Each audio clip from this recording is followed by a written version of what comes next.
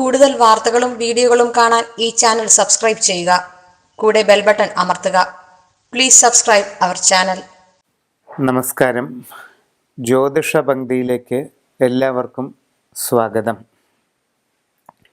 യന്ത്രങ്ങളും രത്നങ്ങളും എന്ന വിഷയത്തെപ്പറ്റിയാണ് ഇന്ന് പ്രതിപാദിക്കുന്നത്.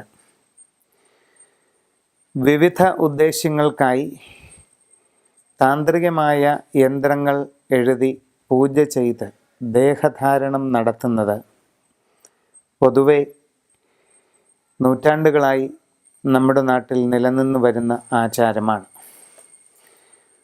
ജീവിതത്തിൻ്റെ ഓരോ സാഹചര്യങ്ങൾക്കനുസരിച്ച് ഓരോരോ ആവശ്യങ്ങൾക്കും ലക്ഷ്യപ്രാപ്തികൾക്കുമായി വ്യത്യസ്തങ്ങളായ ഓരോ യന്ത്രങ്ങൾ തയ്യാർ ചെയ്ത് ധരിക്കുന്നത് വളരെ പണ്ട് മുതൽക്കേയുള്ള നമ്മുടെ നാട്ടിലെ ഒരു ആചാരം തന്നെയാണ്. അശ്വതി മുതൽ രേവതി വരെയുള്ള 27 നാളുകാർക്കും അവരവരുടെ ഇപ്പോഴുള്ള ഗ്രഹസ്ഥിതി അനുസരിച്ച് ഉദ്ദേശിക്കുന്ന കാര്യസിദ്ധിക്ക് വേണ്ടിയും തൽക്കാല ക്ലേശ നിവാരണത്തിന് വേണ്ടിയുമൊക്കെ ഏതേത് യന്ത്രങ്ങൾ ധരിക്കാമെന്നും അത് എപ്രകാരം ഉപയോഗിക്കാമെന്നും വ്യക്തമാക്കുകയാണ് ഇന്ന് ചെയ്യുന്നത്.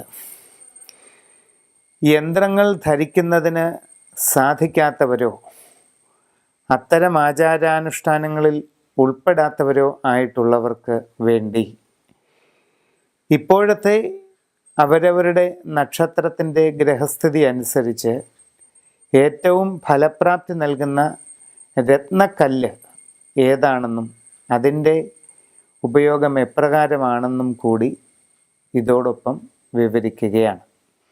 അശ്വതി മുതൽ രേവതി വരെയുള്ള 27 നാളുകാരുടെയും യന്ത്രങ്ങളും രത്നങ്ങളും ഏതൊക്കെയാണ് ഇപ്പോൾ ഉപയോഗിക്കേണ്ടത് എന്ന് പറയുന്നു. തൃക്കേട്ട നാളുകാർക്ക് 12-ാമിടത്ത് വ്യാഴവും 2-ാമിടത്ത് ശനിയുമാണ്. 12-ലെ വ്യാഴം വളരെയധികം ദോഷങ്ങൾ ചെയ്യുന്നതാണ്.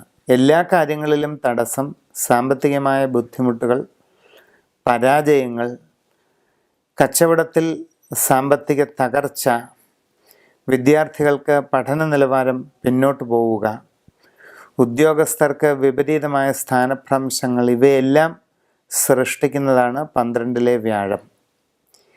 ഈ ദോഷകരമായ അവസ്ഥയിൽ നിന്നും കരകയറുന്നതിനായി വളരെയധികം ഫലപ്രദമായി തയ്യാർ ചെയ്ത താരായന്ത്രം ധരിക്കുക.